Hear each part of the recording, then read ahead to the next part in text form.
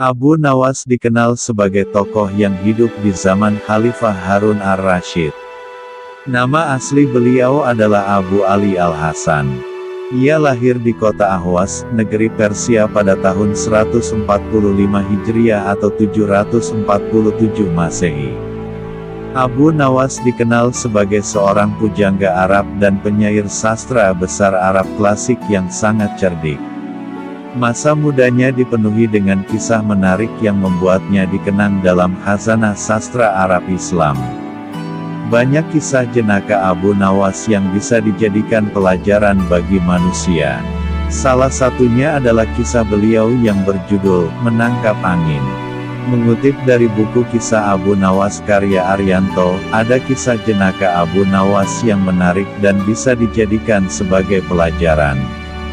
Kisah ini berjudul Menangkap Angin. Kecerdikan Abu Nawas yang terkenal diceritakan dalam kisah ini.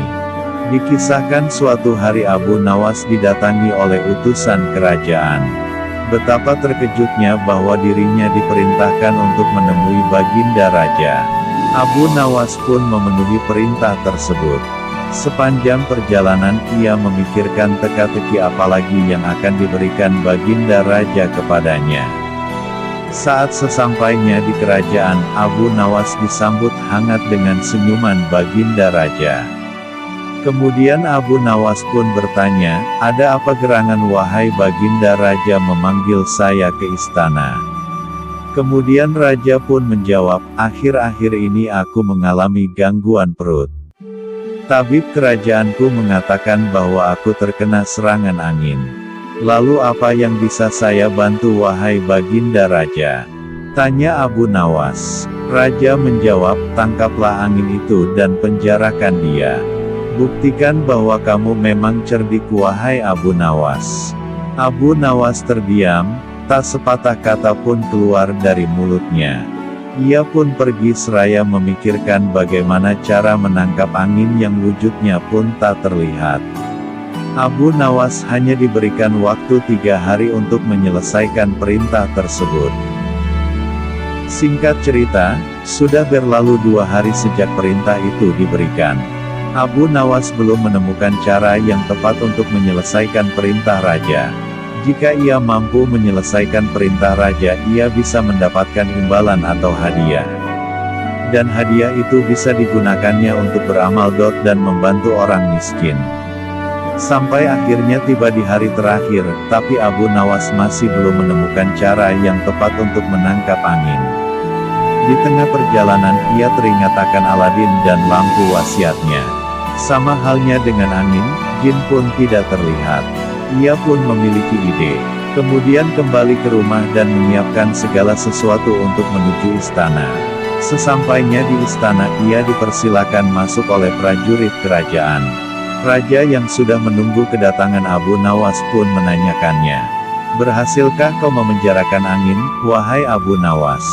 "Sudah Baginda Raja," jawab Abu Nawas seraya menyerahkan botol yang sudah disumbat olehnya kepada Raja. Raja pun melihat botol itu dengan heran. "Mana angin tersebut hai Abu Nawas?" tanya Raja. Abu Nawas pun menjawab, "Di dalam botol tersebut Baginda. Engkau tidak bisa melihatnya, namun kau dapat merasakannya.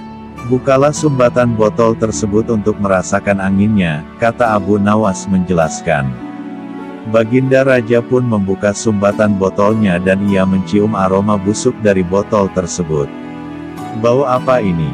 tanya Baginda Raja. "Ampun tuanku yang mulia, tadi hamba buang angin dan memasukkannya ke dalam botol. Hamba khawatir angin tersebut akan keluar, sehingga hamba memenjarakannya di dalam botol," jawab Abu Nawas ketakutan. Tetapi Baginda tidak jadi marah karena penjelasan Abu Nawas memang masuk akal.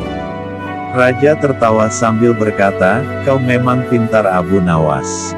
Hamba sebenarnya cukup pusing memikirkan bagaimana melaksanakan tugas memenjarakan angin ini wahai Raja." "Lalu apa maksudmu Abu Nawas?" "Hamba minta ganti rugi." Raja berkata, "Apakah kau hendak memeras seorang raja wahai Abu Nawas?" "Oh, bukan begitu Baginda Raja. Lalu apa maumu, sambung raja. Abu Nawas menjawabnya lagi. Baginda harus memberi saya hadiah berupa uang untuk belanja dalam 1 bulan. Lalu kalau tidak, tantang Baginda. Abu Nawas kembali berkata, kalau tidak, hamba akan menceritakan kepada halayak umum bahwa Baginda telah sengaja mencium kentut hamba. Hah, Baginda kaget dan jengkel tapi kemudian tertawa terbahak-bahak. Hingga pada akhirnya raja mengabulkan permintaan tersebut. Baiklah, permintaanmu kukabulkan wahai Abu Nawas.